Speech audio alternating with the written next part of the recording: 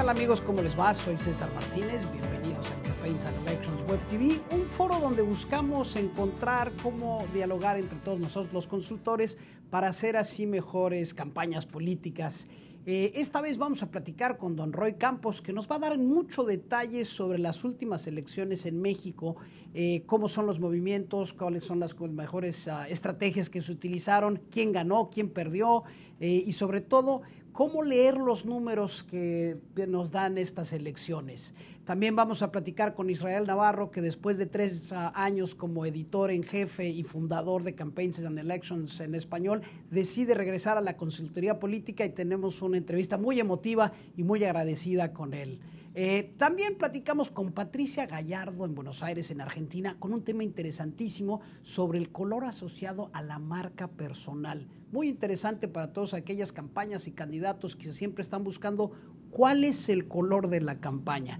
Y por último hablamos con Francisco Pelayo desde Washington para que nos platique sobre los REITs latinos, que ha habido muchísimas entradas y cómo va cuadrándose los finalistas y del evento que va a suceder próximamente el 9 y 10 de agosto en Miami, Florida. Esperemos les guste, que lo disfruten y vamos ahora a platicar con nuestros amigos en Campaigns and Elections Web TV. Pues amigos, ahora tenemos el gran honor de estar con don Roy Campos, el mejor lector de hojas de té en el mundo que conocemos, porque siempre tiene una característica muy importante: explicar de una forma sencilla todo esto de lo que tan complejo que pueden ser las cuestiones cuantitativas, las encuestas, la demoscopía. Don Roy, muchas gracias, ¿cómo estás? César, gusto en saludarte. Eso de hojas de té no me gusta mucho, pero está bien. Bueno, Prefiero pues leer. los antiguos así leían hojas de té, ¿no? Sí. Lo entiendo. Muchas gracias, César. Don Roy, platícanos cómo estuvo este proceso electoral de México. ¿Qué pasó? ¿Se cambiaron mucho más las cosas? ¿Era lo que se esperaba? ¿Nuevo acomodo de fuerzas? ¿Qué sucedió? A ver, mira, César, un poco para los que nos escuchan, deja darte un poco de contexto, nada más, fíjate. Después de aquella elección de 2006 muy complicada, se hizo una reforma electoral. Y esa reforma electoral te decía: señores de todo el país, unifiquen las elecciones. Ya no estén teniendo elecciones todo el año. Unifíquenlas y pónganse en julio de cada año todas las elecciones. Se vino dando el cambio, no se había logrado hacer total. Ese es el primer contexto. Segundo contexto: entra el presidente Peña Nieto y lo primero que hace cuando tiene un día de gobierno es sentarse con partidos de oposición, ¿no? Bien, tal. Y entonces llegamos a 2013 con una nueva característica: ya no hay elecciones todo el año, porque las elecciones se volvían parte de un conflicto político, porque todo el tiempo estaban peleándose por electoralmente, y ahora solo había una fecha problemática para los acuerdos del gobierno, que era julio. Entonces la elección trascendía en importancia. Era si el PRI se iba a mostrar como un partido lleno de fraudes y lleno de trampas y iba a querer ganar todo, o se iba a abrir con unas nuevas reglas a que cualquiera ganara. Era como una prueba de fuego, la primera elección del siglo con el PRI gobernando, la primera elección con Peña, en medio de un acuerdo, y entonces todo el mundo estábamos pendientes de qué hacían los partidos políticos. Ese era el contexto. Bien, viene la elección. Si, antes de empezar te podría decir quién ganó: el PAN. O sea, ¿quién ganó la elección? El PAN. Es lo primero, ¿no? Particularmente una persona que se llama Gustavo Madero, que es el dirigente del PAN. Esos son los grandes triunfadores mediáticos y también en resultados. Y te lo digo a pesar de que no tuvieron más votos. El que tuvo más votos fue el PRI. Entonces aquí hay Entonces, ¿ganaron perdiendo? De alguna manera, mira, votó el 37% del padrón del país, es decir, muchos estados del país, eran 14 estados más por ahí una especial, y era el 37% del padrón. Y en esos lugares el PRI tuvo más votos que nadie. Bien. ¿Y entonces por qué perdió? Porque perdió posiciones de gobierno. No era una elección de presidencial, era posiciones de gobierno. Y entonces el PAN gana lugares que nunca había ganado o que nunca había soñado ganar en el corto tiempo. Te gana lugares fronterizos ahí cerca de San Antonio como Nuevo Laredo y Matamoros, te gana Saltillo, Monclova, te gana Aguascalientes, conserva Baja California y te gana una serie de ciudades, conserva Boca del Río, que lo hace mostrarse como el triunfador, el que le arrebató al PRI sus lugares importantes. ¿Se convierte en la más importante posición ahora? Se convierte más, no, el PAN se convierte en alguien que gobierna lugares que nunca gobernaba, gobierna más población de la que gobernaba, a pesar de tener menos votos, pero mejor distribuidos.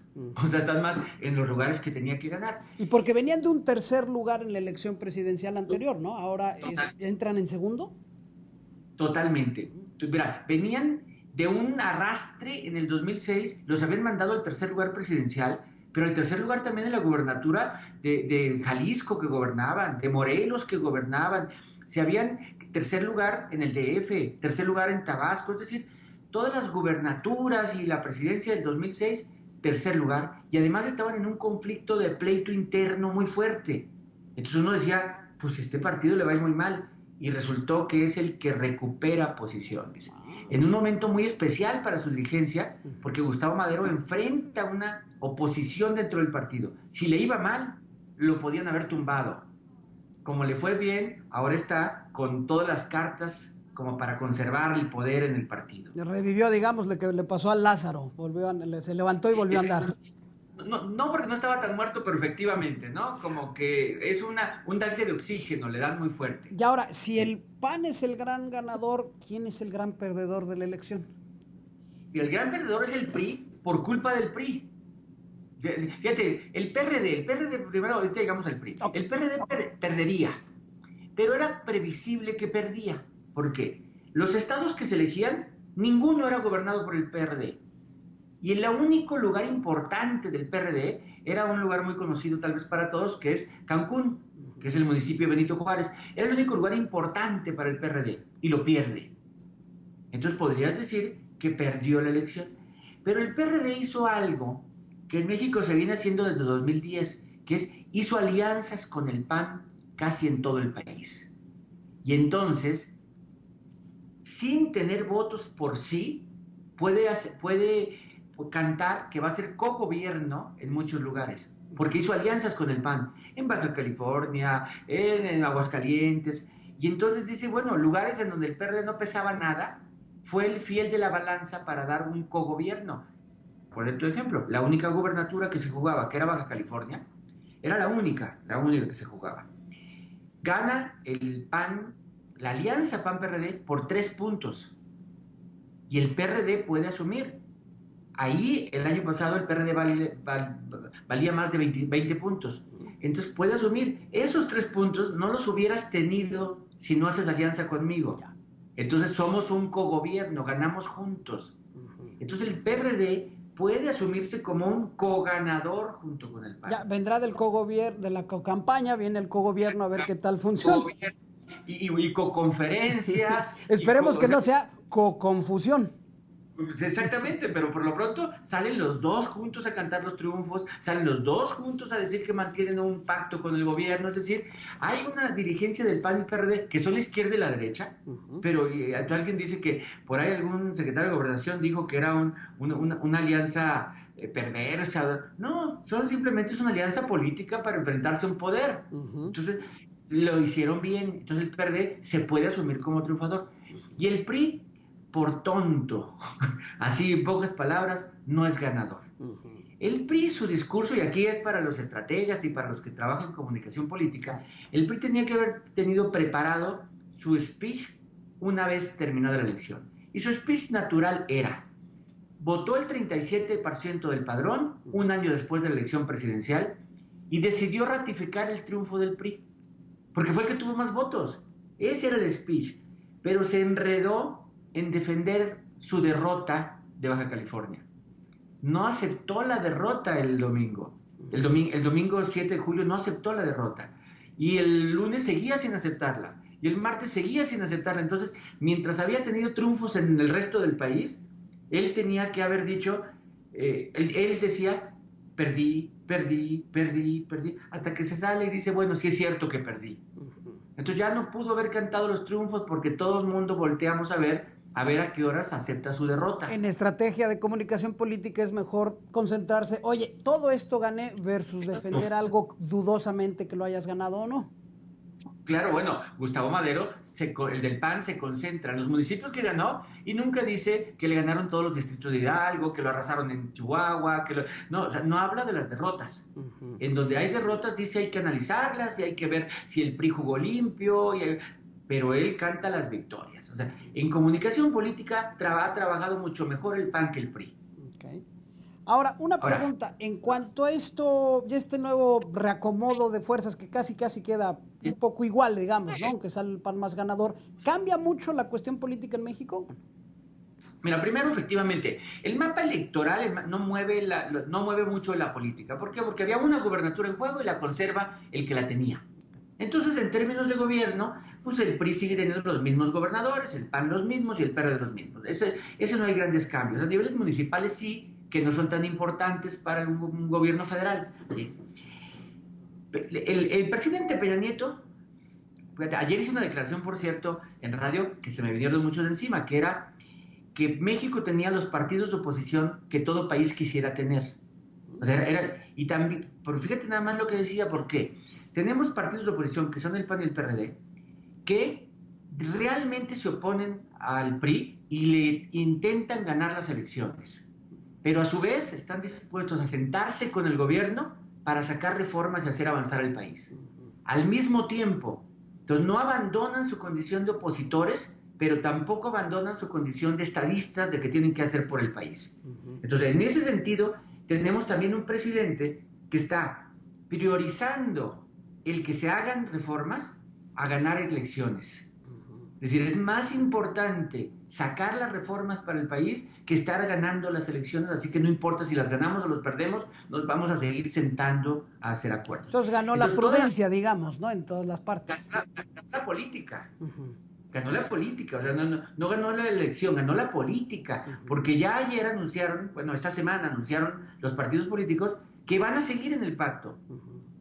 ¿Cuánto va a durar el pacto? No sabemos, pero pasó la aduana más difícil que tenía, que era la elección de julio. Y casi digamos la mitad de un territorio nacional. Totalmente. La pasó, los que estaban en la mesa, todos se pueden volver a sentar con mangas, con cartas ganadoras en la mano. Cada quien puede decir, logré esto. Entonces todo el mundo se sienta con una sonrisa, los acuerdos siguen, y ahora falta la parte difícil. Ya sacaron varias reformas, pero falta sacar reformas hacendarias, reformas energéticas, reformas políticas. Es decir, están en una etapa, pero platicando. Ya quisiéramos, nomás para los que no conocen México a detalle, hace 6 años a estas alturas, el presidente de México y el jefe de gobierno del Distrito Federal, que es el lugar más importante, no se habían dado la mano, no se habían saludado. ¿No? O sea, había un desacuerdo político impresionante, imposible hacer acuerdos. Hoy de repente todos están sentados en la mesa tratando de hacer reformas. México cambió en ese sentido. La parte del mapa electoral a lo mejor no, pero el mapa de acuerdos políticos sí cambió y esta elección ayudó. ¿Será que está madurando democráticamente México, separando hoy el día de la elección es el día de la elección y no el resto del año es el día de la elección? Yo creo que no tanto, ¿eh? Yo creo que no tanto. Bueno, ya me estaba entusiasmando yo. Que el agua les llega a la boca y dicen, ya si no hacemos algo nos vamos a ahogar. Oye, y en términos de elecciones, ¿qué caracterizó la campaña? En México, en teoría, está prohibida la campaña negativa. No hubo nada más que campaña negativa. Nada, solo hubo campañas negativas.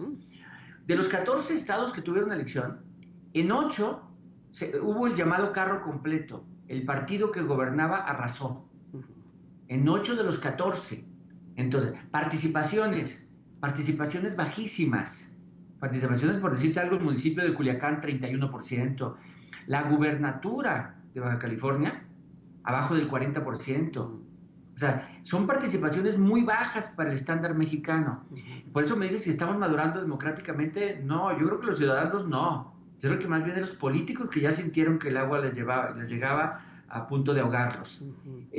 Pero los estrategas, sí hubo buenas estrategias, hay buenos spots, hay buenos arranques de temáticos, hay campañas negativas que tuvieron que ser compensadas y respondidas. Viví muy de cerca, porque ahí vivo el caso de Aguascalientes, donde el PAN reaccionó bien ante las evidencias de corrupciones de gobernantes anteriores, salía el PAN con 3 voceros con un lenguaje muy directo, muy bien preparados, no sé a quiénes dio el Media Técnica, no sé si fuiste tú, pero eran muy buenos para atender a medios. Es decir, vimos casos exitosos, vimos nuevos ejercicios de la parte electoral, así que esto va avanzando. Ahora que lo mencionas, ¿qué es más importante? Con un COFIPE que no permite campaña de contraste, con todo el mundo que tiene que hablar como si estuvieran en la diplomacia, pero en las redes a veces están sacando los ojos.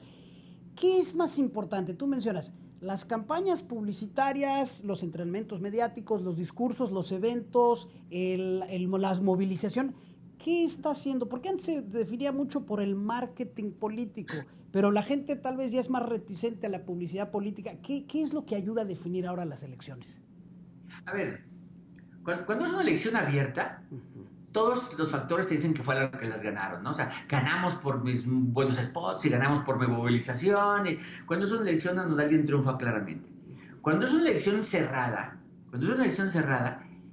el margen está en el detalle. Mira, ¿cómo lo veo ya? Hay dos aspectos.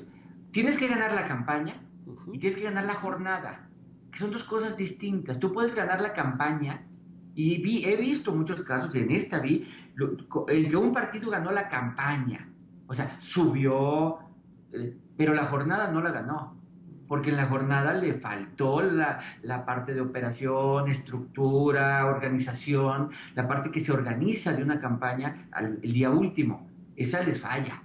Alternancias. Habíamos vivido 39 alternancias estatales en México, pero en esta vimos alternancias municipales muchísimas e impensables. Te digo Cancún, pero también te puedo decir Cancún, Oaxaca, Tlaxcala, Ahome, Mexicali, Entonces, la señal Saltillo. que dan los electores, oye, si no lo haces bien, te cambio. Si no lo haces tan bien, te cambio. Entonces, la competencia va a ser buena. De hecho, la alternancia en este momento es como el símbolo de las elecciones en México, no de este año, desde hace rato, desde el 2010, digamos, que el símbolo de las alternancias está muy claro. Mira, el incumbent, siempre se dice que ser incumbent hay una ventaja, y efectivamente, el incumbent tiene una ventaja, ¿no? Conoce agenda, programas, estructura, programas sociales. Pero El la incumbent desventaja tiene es que también ya te conocieron 3 años y el otro es algo que puede ser una historia nueva, ¿no? Claro, el incumbent tiene la desventaja de que no puede cantar el cambio y la gente quiere cambio.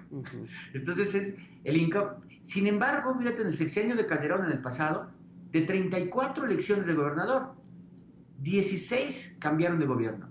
Prácticamente la mitad. Es decir, si eso no es el símbolo de un deseo de cambio del ciudadano, pues yo no sé entonces qué es ese deseo de cambio. Y cuando viene la elección presidencial, el partido del gobierno lo manda al tercer lugar. Es deseo de cambio. Entonces, hay una especie de llamado al cambio que te genera muchas alternancias. Y eso es el símbolo de esta elección. Interesantísimo. Bueno, por último, don Roy, ¿qué le recomendarías? Porque lo que nos ven sobre todo son nuestros amigos consultores, muchos jóvenes que quieren entrar a esta disciplina de la consultoría política. ¿Tú qué les recomendarías? Porque siempre mencionas que una cosa es la teoría y la otra es la práctica. ¿Qué les recomiendas para entrar en esto de la asesoría política? Para entrar. Para No entrar y trabajar. para desarrollarse en esto. ¿Qué necesitan? A ver, mira, tienen que entender una cosa. No asuman que conocen al electorado. No asuman que lo conocen. Normalmente todo el mundo cree que ya sabe, leyó 2, 3 libros, platicó con alguna gente, se va y platica con el taxista en la clásica investigación que se hace cuando llegas a una ciudad, ¿no? Todas esas cosas. Y asumes que ya conoces los temas y que ya conoces al electorado. Tampoco asumas que sabes comunicar o que tus clientes saben comunicar. O sea, tienes que preocuparte por realmente conocer al electorado, su historia, su forma de pensar, hacer una buena investigación, aunque sea documental. Segundo, para que todo el que vaya a estar enfrente de un micrófono esté preparado para atender al micrófono. Eso es bien importante. Cuando yo analizo las campañas aquí de varios estados, ¿quién le dijo a este candidato que sabía hablar? 5 minutos y sigue hablando. Y yo no sé de qué está hablando ya después sale el vocero de su campaña a corregirlo y es peor. Entonces, Lo que quiso decir el candidato. Y lo enreda más. Entonces, todo el que hable tiene que estar. Entonces, cuando vas a participar en esa campaña, tienes que estar checando, a ver, cómo es el electorado, quién va a ser el que da la cara, o sea, quién va a ser el que da la cara, conocer quién da la cara del otro lado, del adversario. O sea, yo creo que dar así como cuando dice, ¿dónde está el botoncito que hace ganar una campaña? Nadie lo conoce. No hay botoncitos mágicos. O sea, más bien es un tablero de control lleno de botoncitos que has que estar pendiente que no se te prendan de rojo ninguno, ¿no? O sea, de la falta de recursos, el partido político, los voceros, o sea, llenos de botoncitos. Y sobre todo preparar a los candidatos, como mencionas, ¿no? Porque luego quieren basarlo mucho o en publicidad o en vallas, en cosas que pues es un escenario controlado, pero luego vienen las entrevistas o los debates y si no se parece la persona al mensaje que tenías, como que contraría a veces al elector, ¿no? Oye, voy a decir algo también de esas cosas controversiales. Ajá. No hay peor cosa para una campaña que un candidato que se siente inteligente. Ah. O sea, se sienten inteligentes y entonces quieren ser estrategas, voceros, debaten con los entrevistadores, debaten con él y lo contradicen, dan conferencias como si fueran dioses diciendo la verdad.